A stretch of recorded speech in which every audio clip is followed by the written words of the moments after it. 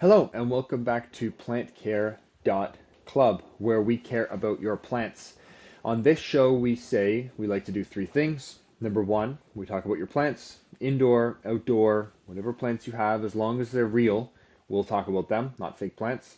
Number two, we will do product reviews. So we talk about specific types of fertilizer, soil, new products that are coming to the market, new types of plants that are coming out in the spring, or new house plants that are coming out. We talk about those. And number three, we answer your questions. So if you have any questions while you're listening to this, head to plantcare.club and fill out our question form, or search around on the site. You might be able to answer your question there. But if you send us in a message, we can either reply to you directly or get back to you on the show by answering your question on the show. So my name is Fred. I grew up on a greenhouse, commercial greenhouse farm. And since school, I've come back to continue on the farm and continue growing. So we grow everything from spring annuals to garden mums and poinsettias. We also have a nursery in Homestead, Florida, where we grow indoor plants, a lot of let's say 4-inch, 6-inch, up to 10-inch indoor plants. We will do outdoor plants as like Kimberly Queen ferns or Majesty palms, mandevilla, those kind of things. We take these plants, once they're finished, once they're done growing, we ship them across Canada and the United States. And what we try to do on the show is take the information that we've learned in these commercial growing environments and explain to you how you can apply that to the plants at your own home. So today we're going to talk about geraniums, which fall right into the category of spring annuals. Geraniums are very well known in the spring. They are a little bit of, I argue, like an older plant. So if you are a bit of a younger person, you're listening to this, maybe you don't want to get geraniums because you've seen your grandparents and your parents have had geraniums in front of their house for a long time and you want to do something a little bit different. Their popularity in the last few years has definitely dropped, but it's still a very popular plant for a number of really good reasons. So let's go through that. First off, I've got a few pictures of geraniums right here. If you can't see this, and I'll try to explain it to you if you're not going to look it up online. Essentially, they have like a green ball. They try to form a green ball above the soil, and then they have these long shoots with a big bloom on top of the shoot. So that bloom will last for about a week or two, and eventually it'll start to have a few dead petals here and there that you might have to pick off, but overall they look pretty good. They are a staple in the spring. They're really a spring staple. They have been great plants for either containers or in your garden or anywhere that you want to put them outdoors around your home. They're pretty good. Now, the further south you get, it gets a little bit harder into the States. It gets a little bit harder to keep them alive because of how warm it is. You have to change up the varieties. You have to be a little bit more specific. But anywhere from the middle of the United States all the way north into Canada, they're a really good variety for the opening of the spring and all the way through the summer. So what I'm going to do is go over a few different aspects of how we grow them in the greenhouse. And then after that, talk about how you can apply that to your own home. Number one is soil. So what kind of soil do geraniums really want? Geraniums would want soil that can drain. They definitely want to be able to drain. If not, they will be susceptible to root rot. So they're going to look for something with a little bit more perlite. On the soil scale, I've outlined this before, but on the soil scale, if you got like sand on one end and then you have really heavy clay mud on the other end, they're going to fall somewhere in the middle, maybe a little bit heavier as you go into, if you're buying your plant in June or July and you're buying a geranium, maybe that soil is a little bit heavier because they know that you're going to have that all the way through the summer and they want to give you some soil, the grower wants to give you some soil that will hold on to more nutrients, hold on to more water for longer. That way you can be a little bit more successful at your own home with it. But in general, I would say it's more middle of the road. The soil needs to be able to drain so that all that water is not just sitting in a big pool and collecting bacteria, some kind of diseases, and really attacking the roots. So soil's kind of boring, middle of the road, nothing special. Fertilizer. Fertilizer, geraniums will react pretty well to fertilizer. If you can give the plant some good fertilizer over the course of the spring, it'll continue to grow, it'll continue to push along and show some growth, really react to it. It's very good. It has a great root system inside the soil. So geraniums can generally soak up the fertilizer that you put into the soil pretty quickly, send it up through the rest of the plant, and the plant will grow. Generally, in a greenhouse, you're going to be using somewhere around like 2820, 2220, even sometimes triple 20 fertilizer in order to get that plant really going. And then later in the season, as you get closer to shipping, you're going to back that off a lot more. It could be just some straight water without any fertilizer for 1 or 2 applications, or it could be something like 15-0, 15, or 15-5, 15, something like that in order to get the plant to tighten up, strengthen up a little bit, and get ready for shipping instead. Sunlight. So in the greenhouse, a lot of geraniums are grown under plastic because they're going to be shipped in April. So geraniums will be usually stuck, or they come into the greenhouse in, let's say, anywhere from like even beginning of January, middle of January, all the way through to the end of March, early April. Like geraniums will show up at a greenhouse all the way through that time. And it's way too cold to set them outside and give them direct sunlight at that point. So they have to be grown in a greenhouse. Okay. So when they're grown in a greenhouse, they need to have that. They're going to have diffused light. They're not going to have direct sunlight. Now, later in the season, if you're buying your geranium in middle to late June or even early July, that plant could have been grown in direct sunlight. So it could have arrived at the greenhouse, been rooted, been put into a pot, been sent outside, and then grown directly outside for 2 or 3 weeks before it shows up before you buy it and take it to your door. So it just sort of depends on the time of year. I would say the vast majority, if you're buying your plant in the month of May, that plant was probably grown inside of a greenhouse with diffused light. Now, the good news for you is you can take that plant from diffused light and give it direct sunlight, and it'll adapt pretty quickly. But the grower is not growing it in direct sunlight. So next up, deadheading. So I've got a whole bunch of geraniums here. If you're listening, you can I'll explain it to you. Those shoots that come out of the ball, the real ball, the dense area that the foliage is creating on top of the pot, those blooms will eventually die off, and they go basically brown, and then they start to fall, and it's just a dead flower, really. That's all it is. So you're going to have to pick that off. As a tip, if you're going to pick it off, some people will just grab it right at the very top, like right underneath of the flowers, and pick that off. But that leaves a bit of a stick. There's just a single stick that's sticking out of the foliage. If you want to deadhead these, I would suggest you put your hand inside of the foliage all the way down until you can reach closer to the stem of the plant and break it off down there. So that stick isn't visible. It's underneath of the canopy of the foliage, and then it looks a little bit better. This is a small tip. So why do I have this here? It's because growers will deadhead these plants as they're going through the season. So a way that you can think of it is a plant is either thinking, I want to bloom or I want to grow. One of the two. Now in May, we want the plants to bloom because we're going to send them to a store and they're going to be sold there. So we want to have a lot of color on the plants. In February, not so much. You're not looking to buy the plants in February, and we can't sell them then.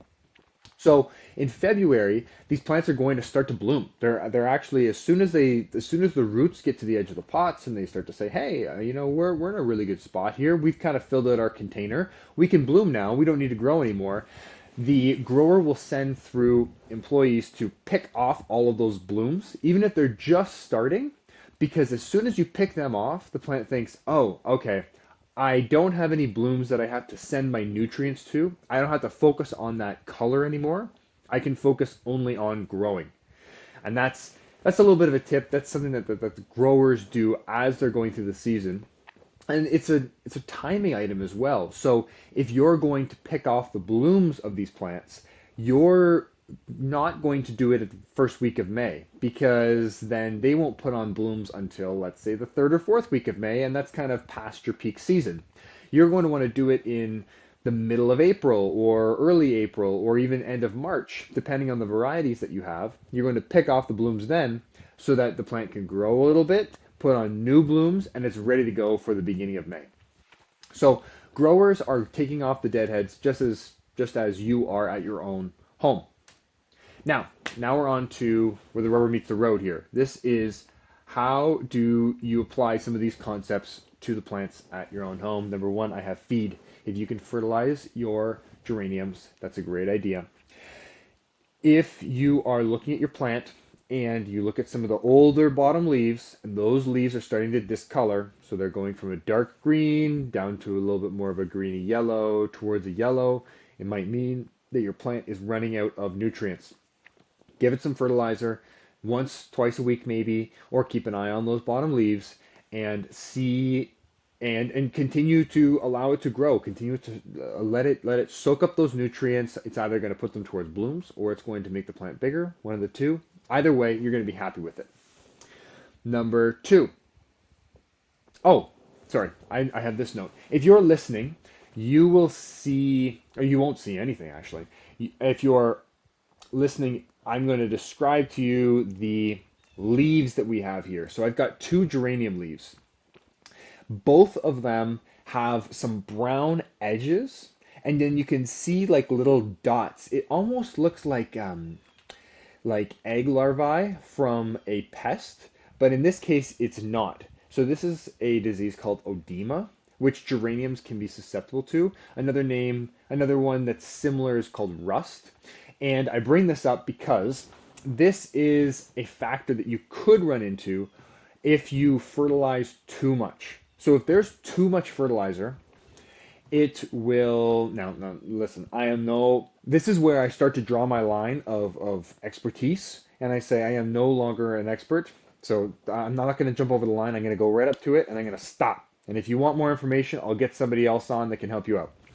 So what they say is, if you give too much fertilizer to a geranium plant, or to some of these plants, the roots will soak it up out of the soil, send it all the way up the stem, it goes out to the leaves, it lands in the leaves, and it causes cell explosion. So the actual cells inside that leaf are exploding because it says, I have so much nutrients, but I don't have enough sunlight to balance that, and I don't have enough places to grow to really balance that, and it makes those cells explode. Now, as you can see, I might not be an expert in that, but if you're really interested, we can get somebody on that can explain that very eloquently, and that can make this difficult concept sound very simple. So anyway, long way of me saying, if you start to see this on your leaves of your geraniums, it could be too much fertilizer. That's probably what that is. Next up, sunlight. As mentioned, geraniums are usually grown in diffused sunlight inside the greenhouse. They will adapt pretty quickly if you set them outside in the direct sunlight. So I would say you have no problem. If you bring them home, put them in direct sun, it might take a week, 2 weeks. They might go, okay, like they start to look a little bit worse for a week or two, but they'll adapt to it, and then they'll start kicking off from there. So direct sunlight for these geraniums. Repotting. So this is an idea here. If your plant looks really good and you're saying, wow, okay, I bought this 6-inch geranium and I just wanted to set it in front of the house. It looks really good. I want to put it into a 10-inch pot. Or maybe you're a little bit more savvy and you think, I'm going to take a 6-inch and I'm going to put it into a 10-inch and let it grow for the whole summer. And then it's going to look great by the end of the summer too. If you have a ton of roots at the bottom of your soil mass, then yeah, think about repotting the plant. If it looks a little bit cramped, if it looks like it's getting super, super big in the actual container that it's in, you can always up pot that to something else or throw it into a flower bed, whatever you're looking to do. So don't be scared. Geraniums are pretty good at being able to adapt to the shock of being repotted. Next up, I've got new growth. So keep an eye on the new growth that you have coming through the plant. That's going to be your best indication of how happy that plant is. if the new growth looks a little bit funky, if the leaves look weird, it could be pests. If they look a little bit discolored, it could be not enough nutrients in the soil. So keep an eye on that new growth that's coming through, because that's going to be a key indicator of how happy your plant is. Okay, so what should you be looking for when you go to a garden center to actually buy this? So I'm trying to have a couple of pictures here if you're listening. It's a couple of pictures of a garden center. So what I'm trying to outline here is that when you go to a garden center, how are you going to pick which geranium is best? Now, I would say, first off, you got to pick your color. Find your color. That's fine. Second, don't buy a plant that's in a smaller pot just because it's cheaper, or because you think, oh, it's in a 4-inch pot and now I can definitely grow this up to a 10-inch or a 19-inch or a 20, or it's going to fill up my flower bed.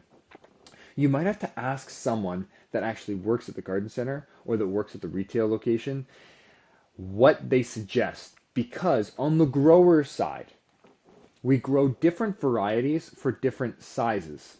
And this is something that not all consumers really understand, but it's very common with annuals.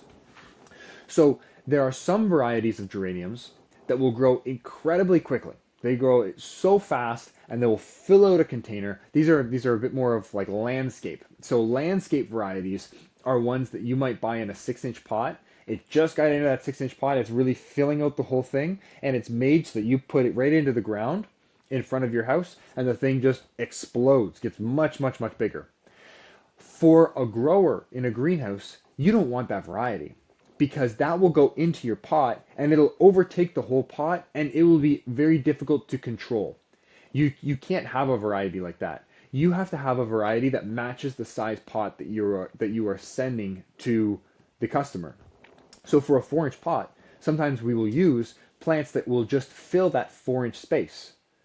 Now, if you are buying this for your own home and you're going to say, okay, I want to take these geraniums and I want to put them all over my flower bed, and they're going to grow really quickly, you think that they're a landscape variety, but they're actually a 4-inch compact variety. That's going to cause a problem for you.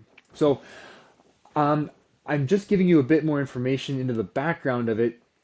Be careful thinking that I can buy the cheaper route of some of these plants and they're going to do exactly what I'm looking for. You're going to have to ask a few more questions. You're going to have to dig into exactly what varieties are in front of you and what varieties you're looking for. I would say in general, some of the 10-inch plants, if you buy a 10-inch geranium hanging basket, that would do relatively well inside of your garden bed. Like if you threw that into your garden bed, it will still kind of fill things out. If you want to be super savvy, you can buy a 10-inch geranium. Usually there's 3 plants in the pot.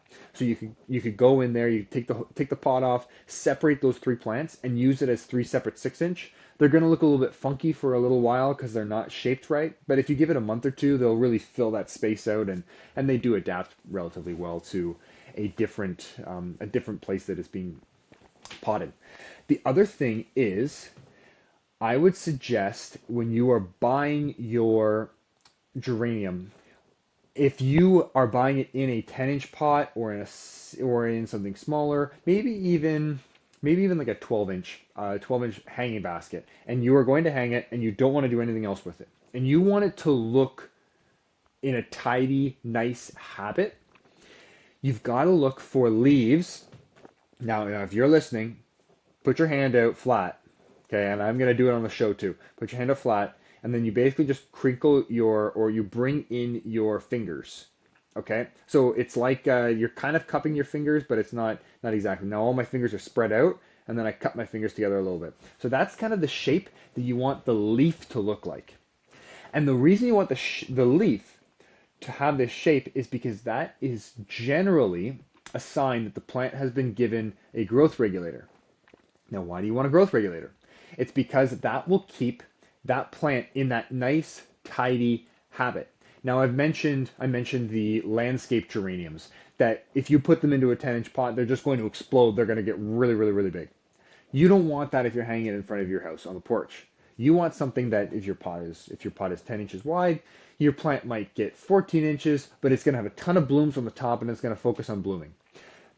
So the variety that the grower picks is going to do that, but every geranium is still going to want to get bigger and bigger and bigger and bigger. If you see those leaves that are crinkled in and they're puckered, it's like they're trying to cup more water. Like if you were thinking about rain hitting the leaves, they're trying to cup more water on the leaves. That is what you're looking for to know that, okay, this plant was probably hit with growth regulator, and the growth regulator is going to stay in the soil, and it's going to reduce how quickly this plant wants to grow and really get big for probably a month. For probably a month and a bit. It will stay in the soil. It's kind of like caffeine, how like caffeine has a half-life. It's the same idea where it'll stay in the soil and slow that plant down over the next 2, 3, 4, 5 weeks, depending on what type they used and how heavy of an application it was. So hopefully that wasn't too confusing. If you have any questions on it, you can send us a message. Yeah, sending us a message is probably the best way. I was going to suggest that you look it up online, but you might see some. I don't know how great the information is online on growth regulators for geraniums and what you're exactly looking for. So if you have any questions, head over to plantcare.club and send us a message. I might be able to just send you some pictures from what we have and give you a bit of an indication from that. If you're looking for anything else, if anything that I said today brings up some more questions that you've got, plantcare.club, look at our blogs. We got blogs on there with a lot more information. If you just want to look at like a transcript idea, if you want to look at some older podcasts, check out those or shows. Or if you just want to see the videos are all on there as well, links to the videos. So that's all from me today, and I will talk to you again soon.